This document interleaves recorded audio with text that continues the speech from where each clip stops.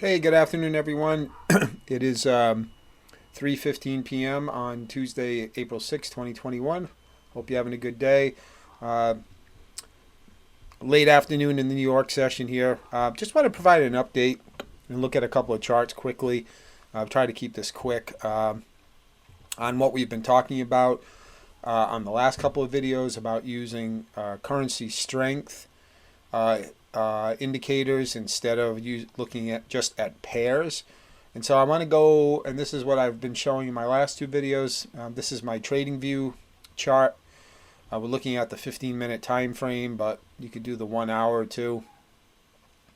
And again, each one of these lines represents the currency index of the 8 major currencies. They're all color coded over here, so you can see what's what. And again, as I said, their ranking here about where they appear has nothing to do with whether they're strong or weak. We're looking at just the direction of the line up or down in conjunction with other ones to find divergences in trading. And so we can see today that we definitely have what we call a risk off day today, with the white line being the Swiss franc and the yen being up all day. Now they've kind of leveled off. That's because we're kind of late in the day here. And we also saw a big drop in the commodity currencies, the high-risk currencies, such as the Kiwi, which was down most of the day. And again, it's been drifting higher the last couple hours. But again, I think that's just has to do with the afternoon hours than anything else. But we see the Canadian dollar has been under pressure all day. Even the British pound's been under pressure. The Australian dollar, had an initial drop, but has recovered a little bit. So, again, some of this is probably related to the let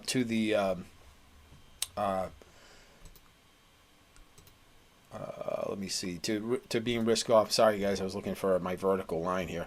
So I'm going to place this line right here. Okay, so this blue line represents the close of the London session.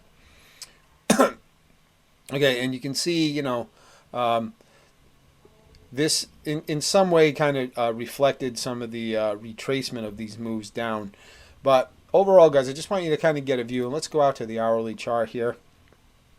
And you can see more of the daily look here, where the Canadian dollar down, the British pound down, even the US dollar down. But the euro up, and the Swiss franc and the yen up. So if we go over to the charts then, and we look at a couple of pairs. So let's look at the pound versus the yen. You can see this has been down all day. Here's the 1 hour chart. Let's look at the pound versus the Swiss. I'm sure we're going to see the same type of setup.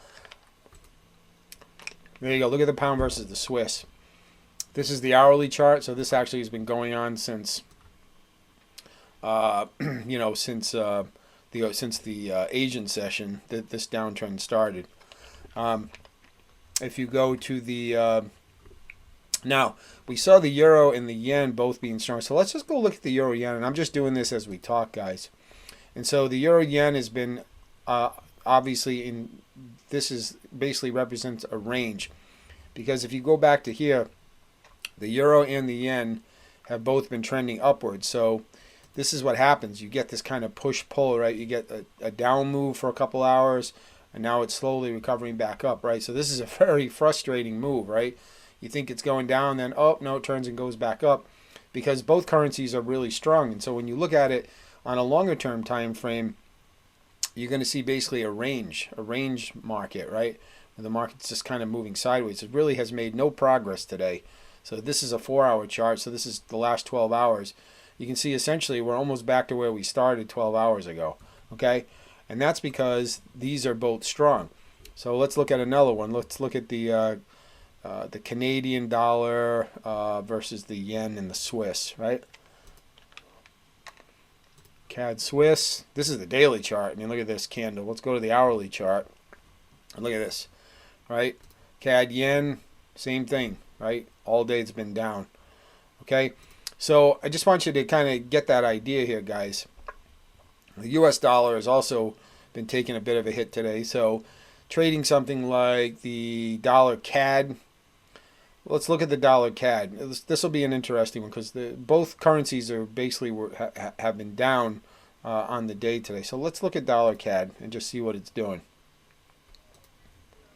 Here's dollar CAD, and again, this is a lot like the what was that other one I was showing you, the CAD, what was it, pound dollar. But again, this is an hourly chart. So this was back. We grab our little crosshair tool here. We had this was 30 hours ago. So let's just go back to basically the overnight session. So here we are. This is basically 12 hours ago. So this was back during the middle of the Asian session. We had this little move up, and we had a little move down. Now we've come back to here again. So essentially in the last 12 hours, this pair has made no progress, right? We started here. See where it says 12 bars? That's an hourly chart, so that's 12 hours. So this was, 3 o'clock in the morning my time, which was right in the middle to late part of the Asian session, overnight last night. And we had, a little rally up for a few hours. And again, this is not a lot of pips. This is literally, a handful of pips because this is only an hourly chart. And this is the dollar CAD. And then we had a little bit move down, 30 pips down, and now we're back up 32 pips. So essentially we've made no progress. Okay, we have this push-pull going on, right? Right? Oops, lost my crosshairs here. Push-pull, push-pull, push-pull, right? Up, down, no real progress. For a while, yeah, and then up, no, it comes right back. Oh, it was Euro-Yen that we were looking at. Right, it was the same thing on Euro-Yen where we were looking at this. Push-pull, right? Go back to an hourly chart. Okay, we had this big move down and then right back up. And we've almost recovered back to where we were 12 hours ago. So if you had taken this short and you were still in this trade, you'd be like, oh, God, you'd only be looking at, even if you took it right at the very tippy top here, which you probably didn't, you probably took it over here at the close of this candle, you'd actually be in a 13 pip loss right now. Okay, and that's because both of these currencies were strong. So when they're both strong or both weak, you're either going to get sideways price action where the price does absolutely nothing and you just get choppy, small candles moving sideways, or you're going to get this type of situation where you might get a few big candles in one direction and you think there's going to be an impulsive move, but then all of a sudden this is what happens and it goes back the other way, and at the end of the day you end up netting a very small move. Or it basically goes back to where it was when things started. Okay, so I just want you guys to be aware of that. And so, I've been experimenting with this the last week or so, and I really like it, I got to tell you.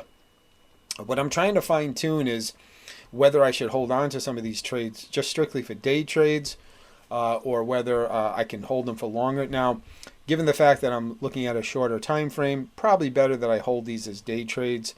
Maybe one day.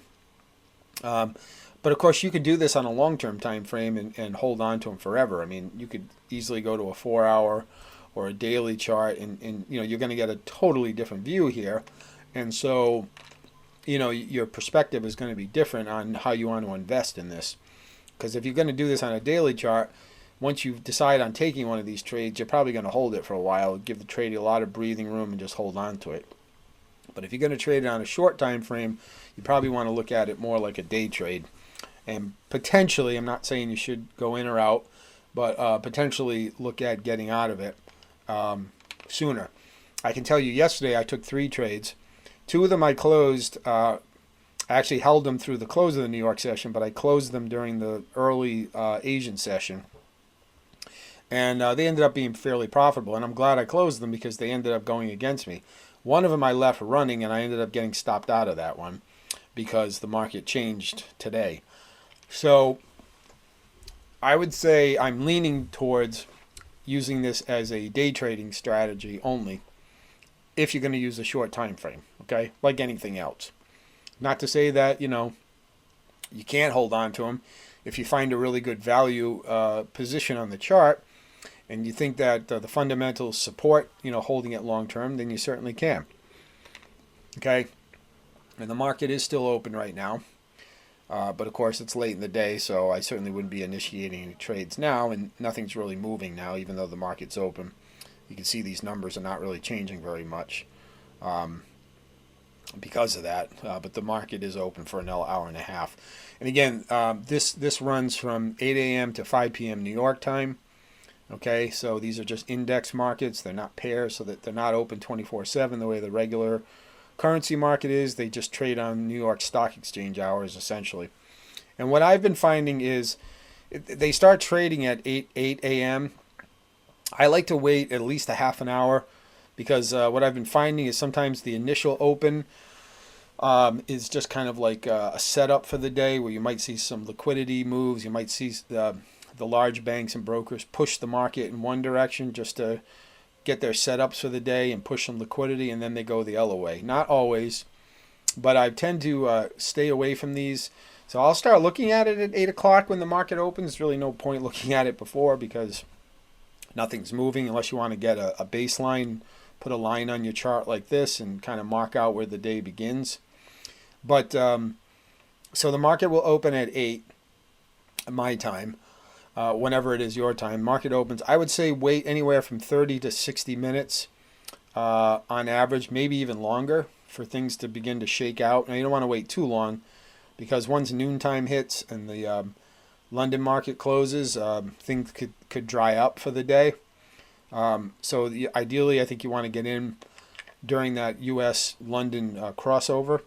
And you can hold it into the afternoon, but I would say as far as entering a trade, I'd probably look to get in before London closes, but I wouldn't necessarily look to jump in as soon as this opens. Like I said, I'd wait anywhere from 30 minutes to an hour is probably the average, and just let these things set up and see if you get any trends established.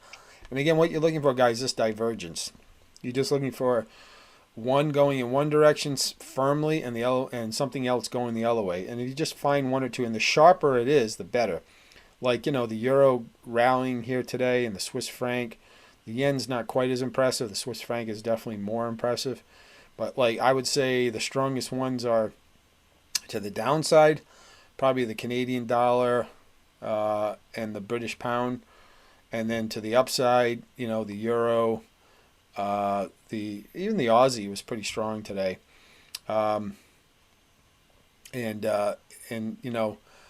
Now, the Kiwi, I'm not sure. I think some of this is probably corrective, but you can see the Swiss franc and the yen, especially the Swiss franc, have been moving higher all day.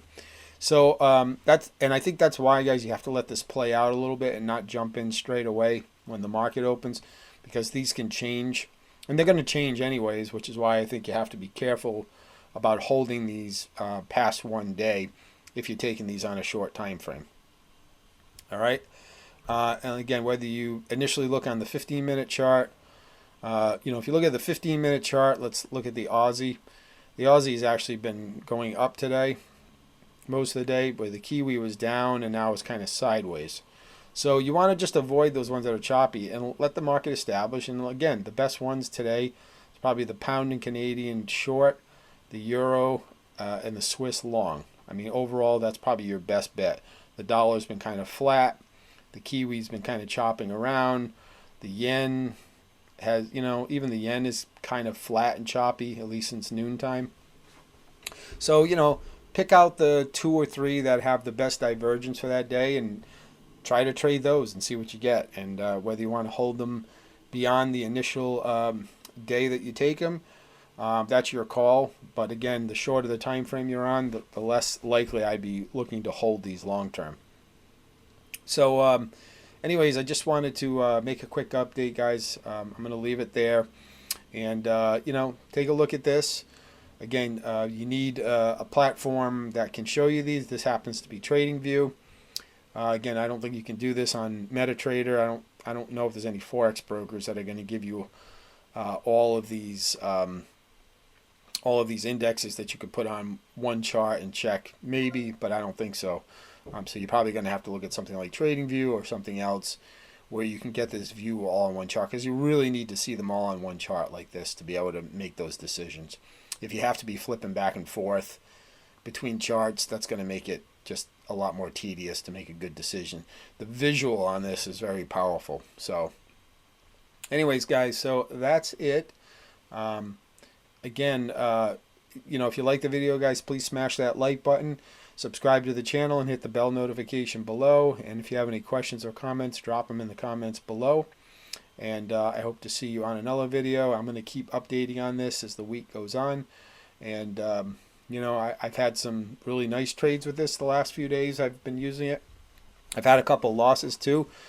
But my losses are, one was around bad stop loss placement, and the other one was the one I mentioned that I got stopped out on because I held it into another session. I probably should have closed it. I would have closed it in profit had I closed it out yesterday, the way I did with the other two, but I decided to hold it and see how it goes. But like I said, the other two were in profit, so I still did okay. All right, but that's kind of the tweaking. I'm going to have to play around with this and see for my own use. But check it out, and again, you can use it on any time frame. But as always, the shorter the time frame you go, the more noise it's going to potentially be, the more risk that you'll get whipsawed out of a trade. And of course, the shorter time you're going to want to hold it, even if you do take it. Okay? All right, guys, so I'll leave it there. Have a great rest of your afternoon, and we'll catch up soon.